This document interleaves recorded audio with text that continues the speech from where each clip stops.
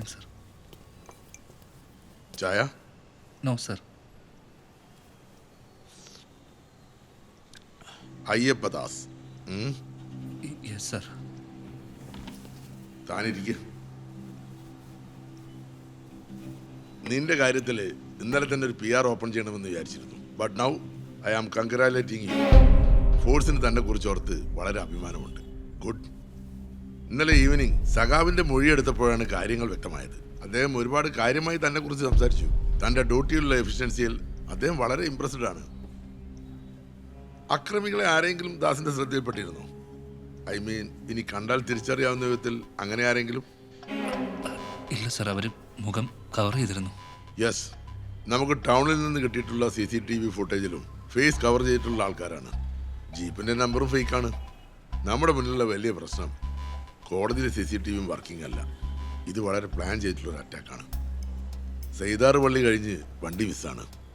മാഹിയിലേക്ക് കടന്നിട്ടുണ്ടാവും. കേരള പോലീസിനോട് കയറാൻ പറ്റില്ലല്ലോ. പിന്നെ തലായി, ചാലിൽ, മട്ടമ്പുറം എന്നീ ഭാഗത്ത് അങ്ങനെയാവാം. നമുക്ക് അദ്ദേഹത്തിൻ്റെ പ്രൊട്ടക്ഷൻ ഒന്നുകൂടി സ്ട്രോങ് ആക്കാം. എനിക്ക് പേഴ്സണൽ റിലേഷൻ കൂടിയുള്ള ഒരാളാണ് സഖാവ്. അപ്പം നമുക്ക് അതങ്ങ് പിടിക്കാം. ദാസന് മതി ഇനി അങ്ങോട്ടേക്കെന്ന് സഖാവ് പ്രത്യേകം പറഞ്ഞിട്ടുണ്ട്. So yes, you may go. വിശദമായി മൊഴിയെടുക്കാൻ ചിലപ്പോൾ ഞാൻ വിളിപ്പിച്ചേക്കും. സർ.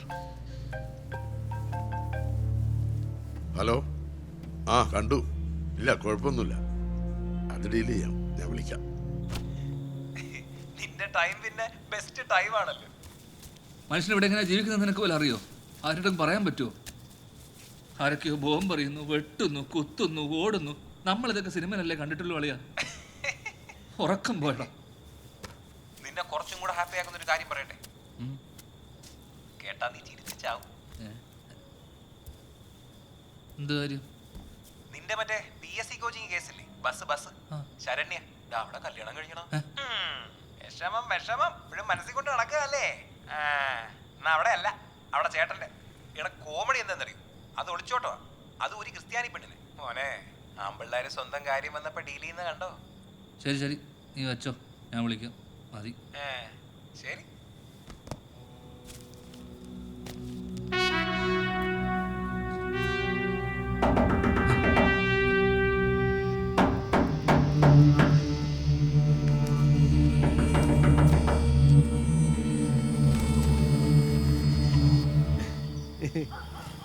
ചേട്ടനോ? ഞാൻ വിചാരിച്ചു നിങ്ങൾ ഉറങ്ങിയിട്ടുണ്ടാകുമെന്ന്. ഇതൊന്ന് പിടിച്ച ഉണ്ടഞ്ഞു പോയി. അതെ, ഞാൻ വന്നെന്ന് പറഞ്ഞാൽ മൂത്ത സഖാവ് കാണാൻ പറഞ്ഞു. ആസ്പത്രി പോയിട്ട് കാണാനാ പറഞ്ഞു. എന്തിന്? അമ്മ അന്ന് ഞാനല്ല, എന്നോട് പറഞ്ഞില്ല. ബന്ധം കൊണ്ടായിരിക്കും. അപ്പൊ ഞാൻ വരുന്നേ. അല്ല, ഇത് നല്ല വെയിറ്റ് ഉണ്ടല്ലോ. തേങ്ങ. ഇത് ആലക്കത്തൊരു കല്യാണം ഉണ്ട്. വകയിലൊരു മാമനാ, ഓറ മോളതാ. വളരെ നല്ല ആൾക്കാരാ. കോൺഗ്രസ്സുകാരനാ, ചെറ്റയാ. എന്നെ കല്യാണം വിളിച്ചിട്ടില്ല. ഭയങ്കര വിഷമായി പോയി. അങ്ങനെ കല്യാണം നടത്തണ്ടല്ലോ, കുറച്ച് നാടൻ പോകാ. പേടിക്കണ്ട, നാടനാ സാറല്ലേ.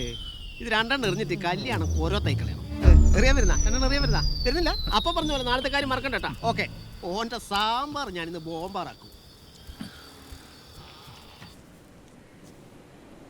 സഖാക്കളെ, കണ്ണൂർ ജില്ലാ സമ്മേളനത്തിന് ഇനി കൂടുതൽ ദിവസങ്ങളില്ല എന്ന് നിങ്ങൾക്കറിയുമായിരിക്കുമല്ലോ. ജില്ലയിലെ എല്ലാ ഏരിയ കമ്മിറ്റികളും സമ്മേളനങ്ങൾ പൂർത്തിയാക്കിയിരിക്കുകയാണ്. ഒരു ഏരിയ കമ്മിറ്റി ഒഴികെ, പാനൂർ ഏരിയ കമ്മിറ്റി. പിന്നെ ജില്ലയിലെ 2 പ്രധാന നേതാക്കൾ സംഘടനാ തലത്തിലും പാർലമെന്റേറിയൻ തലത്തിലും മികവുറ്റ രീതിയിൽ പ്രവർത്തനം കാഴ്ചവെക്കുന്നത് കണ്ട് ഗോപിനാഥപക്ഷമെന്നും മുകുന്ദപക്ഷമെന്ന പേരിൽ വിഭാഗീയത വളർത്താൻ ബൂർഷ്വാ മാധ്യമങ്ങളും അവരെ പ്രോത്സാഹിപ്പിക്കുന്ന കോർപ്പറേറ്റ് മൂലധന ശക്തികളും ശ്രമിക്കുകയുണ്ടായി.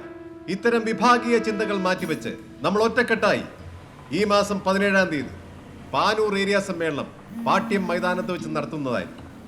വിഭാഗീയതയുടെ പേരിലുള്ള ചേരിതിരിവിലും. ഹലോ, അയ്യപ്പദാസ് അല്ലേ? അതെ. എന്താ? നേതൃത്വത്തിന്റെ ഭാഗത്തുനിന്നും കർശനമായ നടപടികൾ ഉണ്ടാവും. ഹലോ.